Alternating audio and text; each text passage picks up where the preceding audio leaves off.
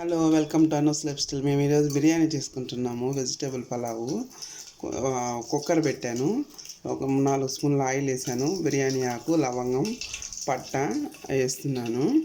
కొంచెం కొంచెం వాడాయి. బిర్యానీ ఆకు, లవంగం, పట్ట అన్నీ మసాలా వేసి పెట్టుకున్నాను. ఆ మసాలాలో ఏమేమి వేసానంటే కొంచెం అల్లము, పచ్చిమిర్చి, తెల్లగడ్డ, ధనియాలు, టమోటా అన్నీ వేసి మిక్సీ పట్టేశాను.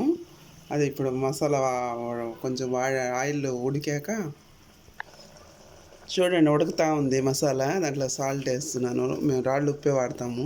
ఇందులో కొన్ని జీడిపప్పులు కూడా వేస్తున్నాను.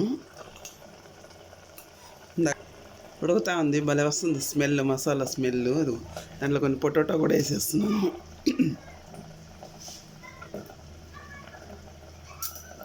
2 చిన్న పొటాటోలు కట్ చేసి పెట్టుకున్నాను, అవి వేసేసాను. చూడండి ఎలా ఉందో, ఉడుకుతూ ఉంది. బాస్మతి రైస్ ఒక హాఫ్ అన్ అవర్ ముందే నానబెట్టి పెట్టుకొని ఉన్నాను. కడిగి రెడీగా పెట్టుకొని ఉన్నా.